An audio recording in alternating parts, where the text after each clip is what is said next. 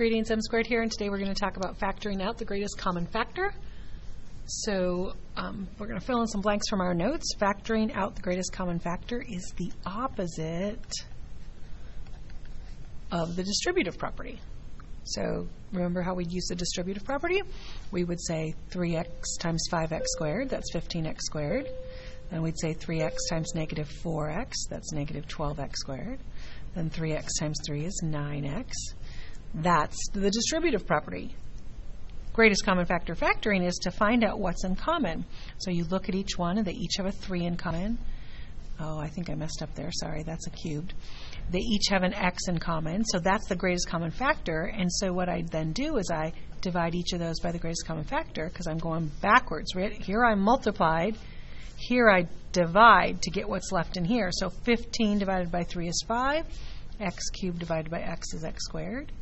And I do the same thing here. Negative 12 divided by 3 is negative 4. X squared divided by x is x. And 9 divided by 3 is 3. X divided by x is 1. 3 times 1 is 3. So you got the same thing that I started with, but I want to show you how it's backwards. It's the opposite, going backwards from the distributive property. So the first step in factoring is always to find the greatest common factor.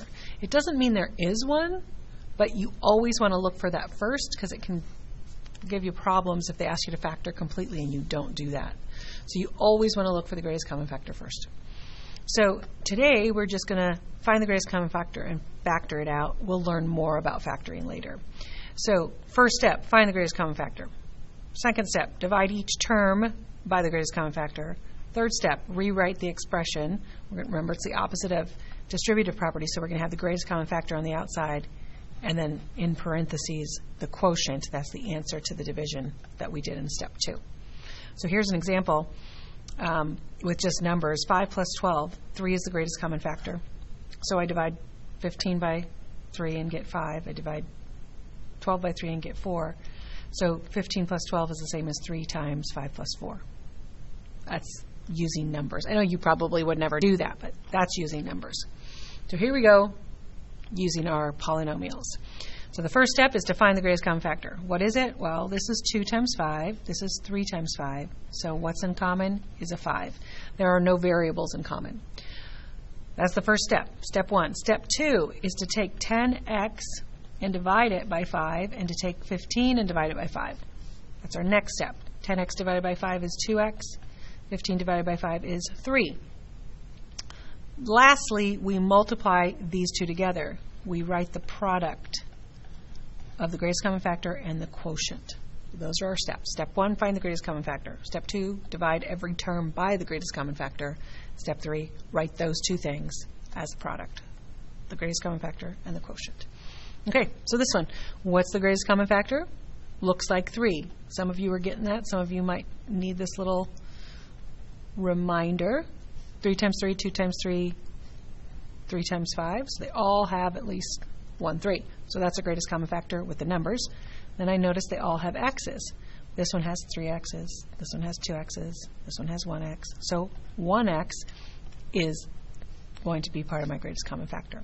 Now I take each one of those. I take 9x cubed and divide it by 3x. I take 6x squared and divide it by 3x. And I take 15x and divide it by 3x. So here, 9 divided by 3 is 3. X cubed divided by x is x squared.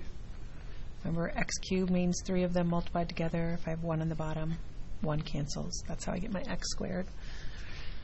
Okay, so 6x squared divided by 3x is 2x, and 15x divided by 3x is just 5. And then I write them as a product. I say 3x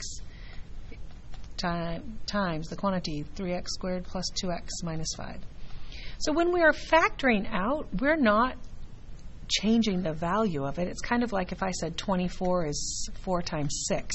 4 times 6 is still 24. I'm not changing the value. I'm just writing it differently. So this expression is the same. In fact, that's a good way to check is to go back and multiply through distributive property. What's 3x times 3x squared? 9x cubed. And you can do that for each term in the parentheses, and if you don't get that, then there's something wrong. So that's your check. Okay, last two. Greatest common factor. Well, that's 2 times 2, 2. and 2 times 5, so the greatest common factor for the number part is 2. A's, the shortcut is it's always the least amount of A's that you have. You have 2, 3, so it's an A because you only have 1 there, so they have 1 in common. And then I have 1 B in common. So now I take all of that and I divide it by my greatest common factor. Okay, so I'm going to divide by 2AB. So here I get 2.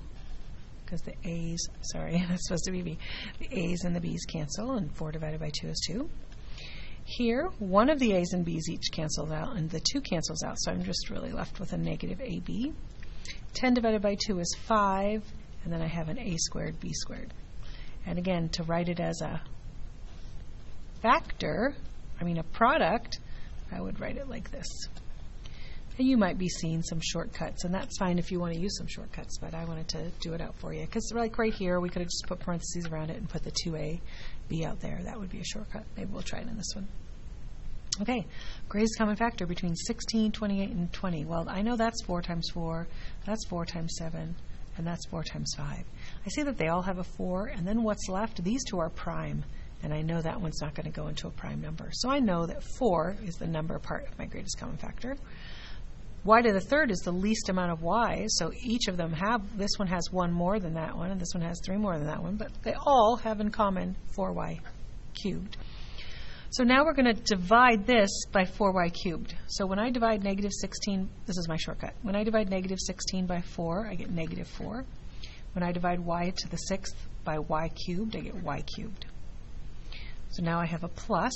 28 divided by 4 is 7. You can kind of see, if you factor it out like that, you can kind of see the 7 already. But anyway, that's a y. And then this 20 divided by 4 is going to be 5. And then there was y cubed in common, so those y's, there's no y's on this one.